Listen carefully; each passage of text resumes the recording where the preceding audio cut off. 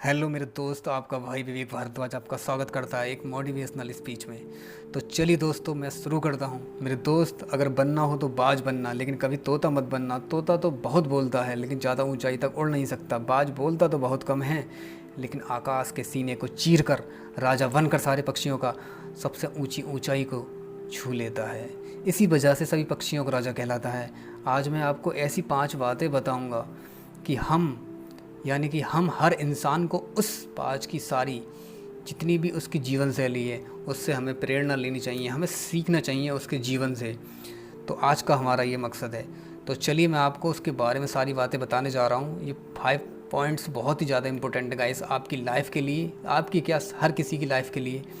तो चलिए शुरू कर दें। पॉइंट नंबर 1, तो गाइस बाज की तरह अकेले उड़ना सीखो, यानी कि किसी के ऊपर डिपेंड मत रहो।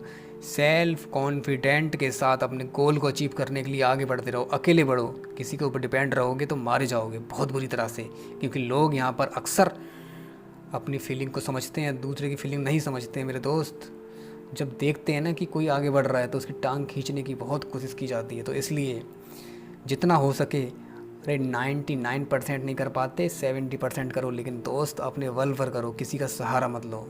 तो यही बात है कि बाज की वो सिर्फ अकेला चलता है अपने शिकार को हासिल करने के लिए। तो चलिए आगे बढ़ते हैं। बाज अकेले उड़ेगा लेकिन कभी किसी चिड़िया और छोटे पक्षियों के साथ नहीं उड़ेगा। बाज हमेशा या तो बाज के साथ उड़ता है या फिर अकेले उड़ता है। और इससे हमें क्या सीख मिलती है कि छोटी सोच वाले लोगों से हमें दूर रहना चाहिए और हमें अकेले रहना चाहिए हमेशा, क्योंकि यही वो समय है जब खुद को जानने का असली मौका हमें मिल गया है। I am alone and alone is enough, may one day I achieve my goal on my own. तो गाइस चलिए बात करते हैं पॉइंट नंबर 2 की, टारगेट। पॉइंट नंबर 2 है हमारा टारगेट। तो गाइस बाज का एक बहुत ही ज़्यादा क्लियर टारगेट होता है, बहुत स्ट्रॉन्ग टारगेट होता है। बाज अपने शिकार को 4 से 5 किलोमीटर दूर से ही देख लेता है। जब एक बार उसे अपना लक्ष्य दिखाई दे जाता है तो उसके बाद रास्ते में चाहे कितनी भी मुसीबतें क्यों ना आएँ, वो अपने लक्ष्य को हासिल करने की पूरी कोशिश करता है और पूरा दम लगा देता है। उससे हमें एक सीख मिलती है कि हमें अपना गोल क्लियर रखना चाहिए, अपना विज़न जो हमारे माइंड में सेट है उसे एक बार क्लियर कर देना चाहिए। हमें मुकरना नहीं चाहिए, जो सोच लिया उसे सोच लिया। स्ट्रांग बन जाओ मेरे दोस्त, उसे लेके चाहे कुछ भी हो हमें हासिल करना है हर कीमत पर। उसे हासिल करने के लिए फिर चाहे हमें कितनी भी मुसीबतें क्यों ना आए, हमें सब कुछ झेलते हुए उसे हासिल कर लेना है मेरे दोस्त। फिर उस जीत का मज़ा ही कुछ और होता है। तो चलिए बात करते हैं पॉइंट नंबर 3 की। पॉइंट नंबर 3 बोलता है हमारा कि बाज कभी भी मरे हुए जानवरों का शिकार नहीं करता, मतलब मरे हुए जानवरों का मांस नहीं खाता है। वो हमेशा ज़िंदा जानवरों को मारता है, उसे उसी चीज़ में मज़ा आता है और वो ताज़ा ताज़ा मांस खाता है। और इससे हमें क्या सीख मिलती है कि हमें इससे ये फील होता है कि हमारा पास्ट भले ही कितना बुरा हो, वो मर चुका है। तो हम अपने उन मरे हुए सड़े हुए थॉट्स पर ध्यान क्यों दें, आखिर क्यों दें हम उन सारी चीज़ों पर ध्यान जो हमारा पास्ट था, अच्छा था बुरा था, किसी ने हमारे साथ बुरा किया, करने दो मेरे भाई, जिसने जैसा किया वो उसके साथ जाएगा, लेकिन तुम तो बुरे मत बनो। अपनी आने वाली ज़िंदगी पर ध्यान दो मेरे दोस्त, अपने पास्ट की पूरी यादों को भुला दो, सब त्याग दो, सारी की सारी चीज़ें भूल कर सिर्फ अपने गोल पर ध्यान दो, अपने फ्यूचर पर ध्यान दो, अपने प्रेजेंट में जियो बस। उन्हें वहीं रहने दो जहाँ पर वो गलत थॉट्स थे हमारे, जहाँ पर हमारा पास्ट था उसे वहीं छोड़कर आगे बढ़ो। और तुम्हारे पास्ट में तुम्हारे साथ कितना भी बुरा किसी ने क्यों ना किया हो, वो सब यादें, वो सब थॉट्स मर चुके हैं मेरे दोस्त। वो साथ रहने वाले वो सब गए तुम्हारी लाइफ से।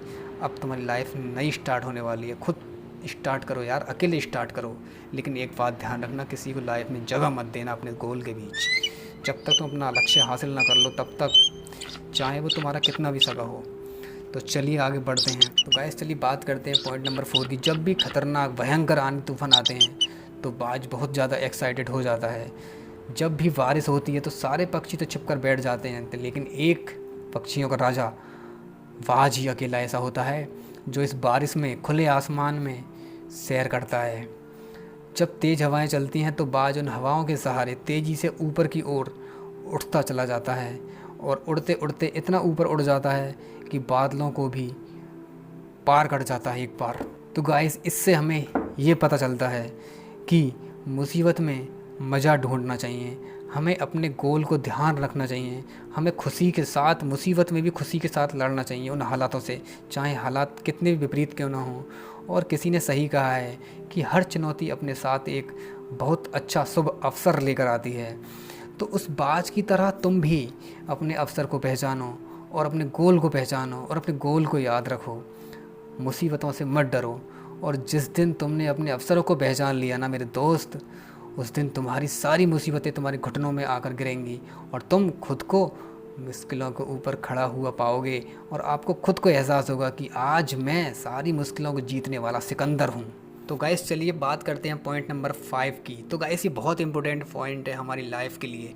बाज कभी अपने बच्चों को कंफर्ट जोन में नहीं रखता है, वह कभी उन्हें अपने घोंसलों से नीचे फेंक देता है तो कभी उन्हें आपस में लड़ा देता है। इसका मतलब ये बिल्कुल भी नहीं है गाइस कि वो अपने बच्चों को मारना चाहता है। इसका मतलब ये है कि बाज चाहता है कि मेरे बच्चे कंफर्ट जोन में नहीं रहें। अगर वो कंफर्ट जोन में रहेंगे तो वो कभी मेरी तरह बाज नहीं बन सकते, मेरी तरह राजा नहीं बन सकते। अगर बाज अपने बच्चों के साथ ऐसा ना करे तो वो उसी कंफर्ट जोन में रहकर खुद को कभी बाज नहीं बना सकते। लेकिन बाज ऐसा कभी नहीं होने देता। बाज एक पक्षी है, वो इस बात को अच्छे से जानता है कि there is no growth in comfort zone. लेकिन हम इंसान इस बात को नहीं जानते और इंसान होने के बावजूद भी इन सारी चीज़ों से हम बहुत ही ज़्यादा अनभिज्ञ हैं, यानी कि अनजान बने रहते हैं। कई सारे लोग इस बात को समझते नहीं हैं। आप जितना ज़्यादा कंफर्ट जोन में रहोगे मेरे दोस्त, आपकी लाइफ आने वाले टाइम में उतनी ही ज़्यादा अनकंफर्टेबल हो जाएगी। मतलब कहने का साफ साफ है कि आप या तो अभी कंफर्ट जोन में रह लो और अपने फ्यूचर को बर्बाद कर लो, या फिर अभी कंफर्ट जोन से बाहर निकल कर अपने फ्यूचर को कंफर्ट जोन में ले आना। बस सीधा सा मतलब यही है इस वाले पॉइंट का। इसलिए मेरे दोस्त, मुसीबतों से घबराना नहीं है, बल्कि उनसे लड़ते हुए हमें खुद को आगे बढ़ाना है अपने टारगेट की ओर, अपने गोल की ओर, अपने विज़न की ओर। तो चलिए गाइस, आप कमेंट करके एक ज़रूर बता देना कि आपको ये मोटिवेशनल स्पीच कैसी लगी। अगर आपको अच्छी लगी तो प्लीज़ मुझे बताना, मैं नेक्स्ट वीडियो और भी अच्छी लाऊंगा, इससे कोशिश करूँगा। तो चलिए गाइस, मिलते हैं नेक्स्ट वीडियो में। जय हिंद, जय भारत, वंदे मातरम।